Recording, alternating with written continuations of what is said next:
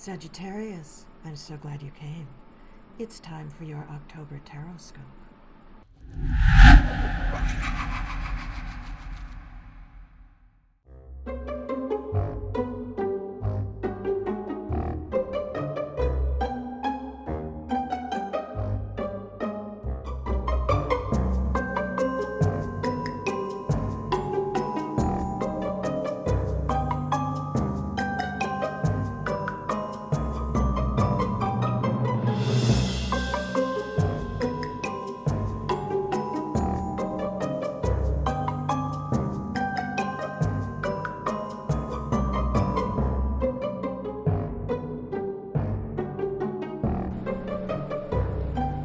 Alright, Sagittarius, this is going to be your Tarotscope for the month of October. And I've shuffled the cards, I've picked an oracle card, and let's get into the reading. So the first card up is the Seven of Pentacles. So this is the card of wait. You have to wait for your harvest to come in. You have to wait for things to grow, for them to mature, for them to fruit, blossom, whatever.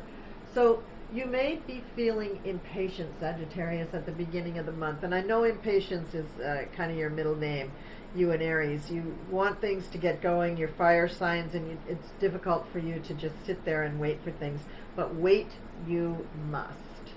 And the next card is the Four of Wands. And while you're waiting for all of that harvest to mature and come in, take a load off, relax, have a drink, just, make yourself comfortable. The Four of Wands is about taking it easy for a little while and giving yourself a bit of a reward. Not necessarily for a job well done, but you might as well take a break while you're waiting for all these other things to happen. And then we have the Wheel of Fortune. Now, usually we'll say what goes up must come down, but the Wheel of Fortune is funny. You may be succeeding in one area of your life, and then the other area of your life maybe not so much.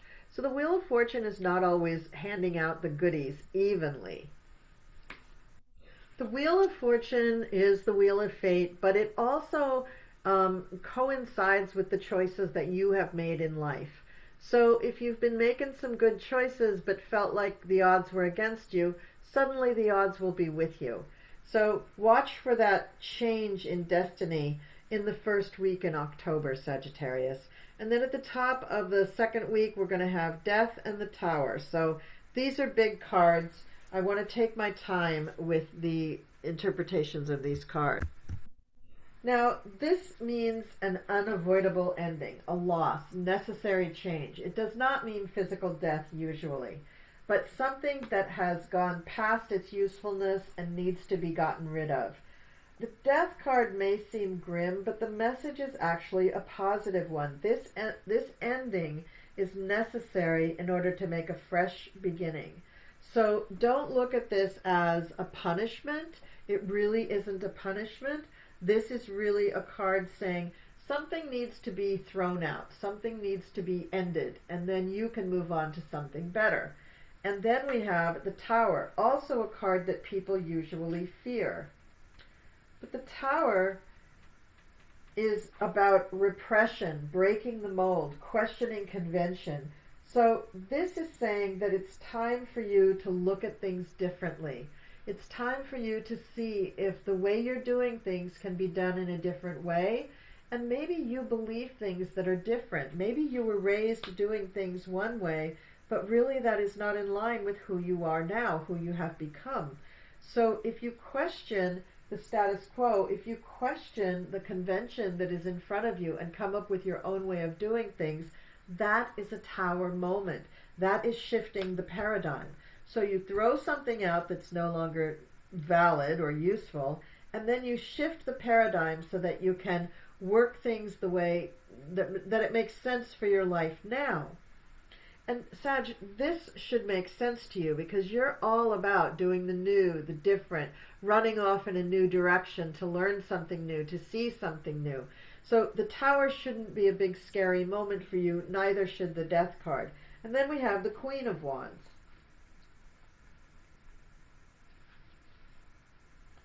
The Queen of Wands is very energetic. She has a big ego, but she's very passionate about what she does.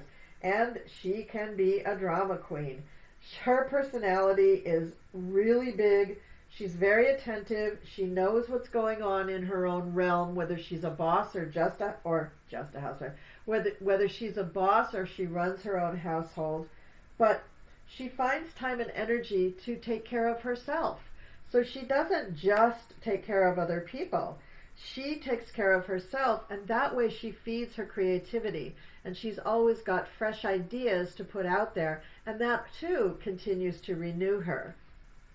And that's a lesson for you to take with you, Sagittarius, that staying at home does not mean that you are just denying yourself the things that you need. Staying at home may mean that you are much more involved with other people's lives, but that you still need to take time for yourself. And that's a really important lesson. And then we have the Queen of Pentacles. The Queen of Pentacles is a very, very materialistic person. She's really good at making money. She's really good at spending money. And she really likes to give gifts to people rather than talk to them. So for her family and her close friends, she's going to be giving you a gift rather than talking to you and telling you how much she loves you.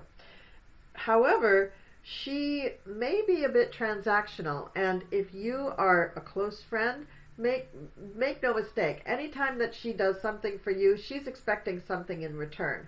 And make sure that if she does something for you when you ask, you're going to do something in return for that as well.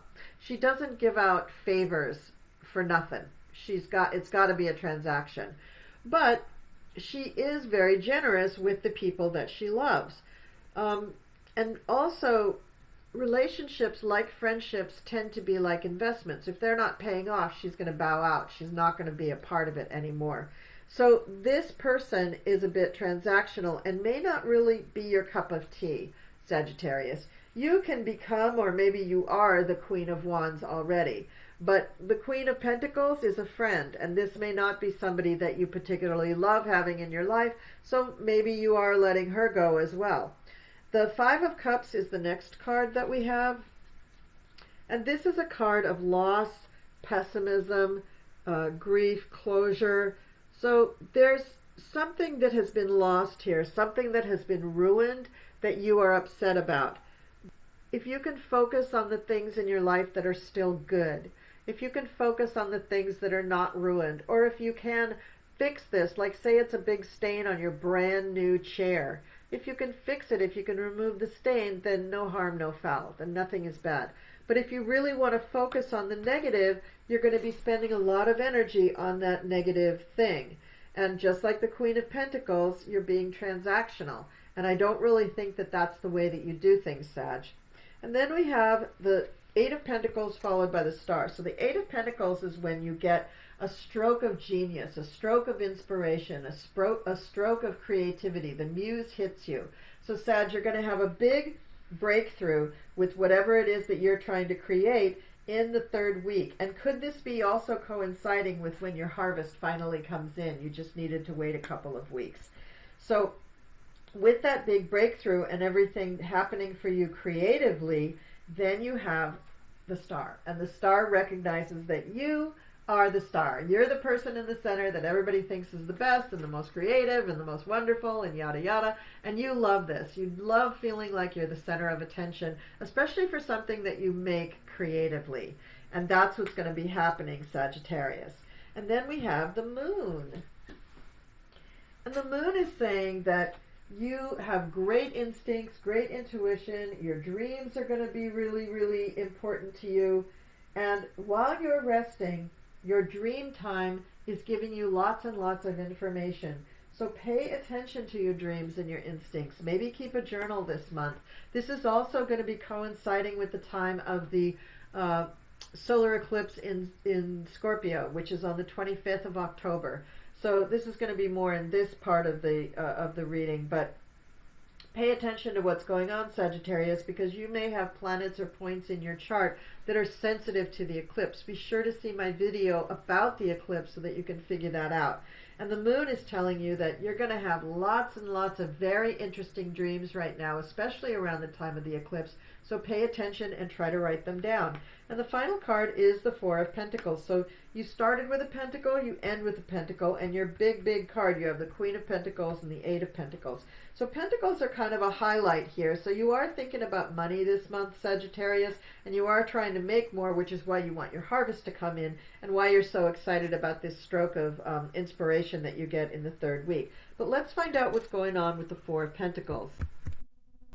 So Sag, if you got a big payday when you were the star up here for this, stroke of genius, stroke of inspiration that you got for your work, if you got a big payday from that, don't just hang on to it like a miser. That's what the Four of Pentacles card is saying that you're going to do, that you're just going to hang on to everything for dear life, and you're not really going to share, or you're not going to enjoy it, you're not going to spread it around, you're just going to hang on to it like it's a precious piece of china.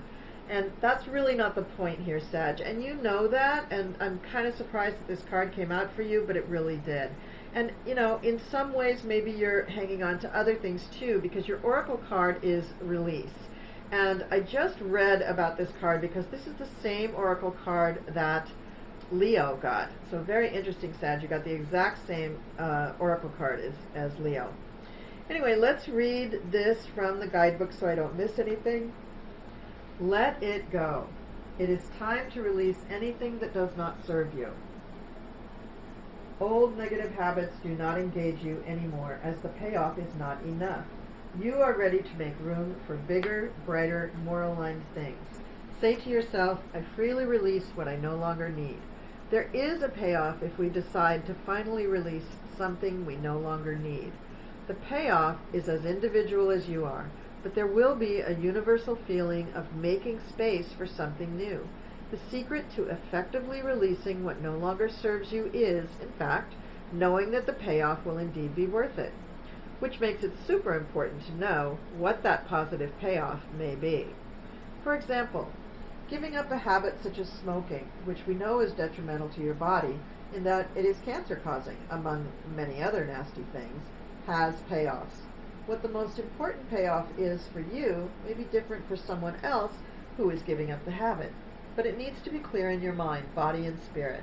You might give up so that your body feels generally healthier, or so that your children and those around you aren't exposed to the smoke and chemicals, that you live longer, or that all that money you're wasting on cigarettes could be used for something that's more in line with what you really want, such as travel or a home, all of which are real payoffs for which it is worth releasing the habit. In magic, in particular in spellcraft, the art of releasing after raising power is vital to its effectiveness.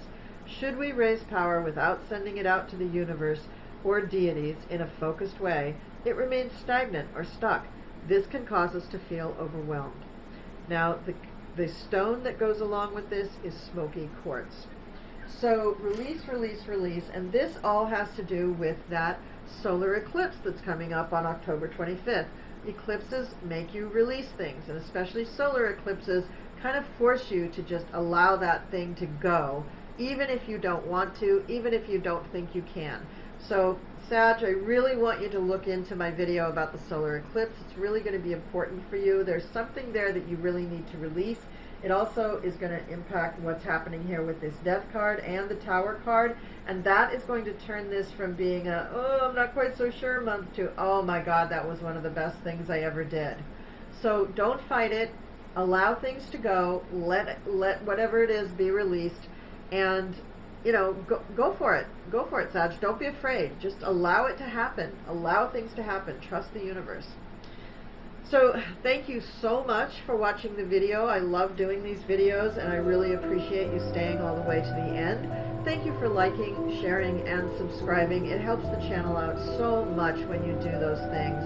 And I'm going to be reading at the New York Renaissance Fair in Tuxedo, New York from August 27th through October 9th. If you want to come and find me for a live reading, I will be at my own booth called the Cool Crone. I'm so excited for that.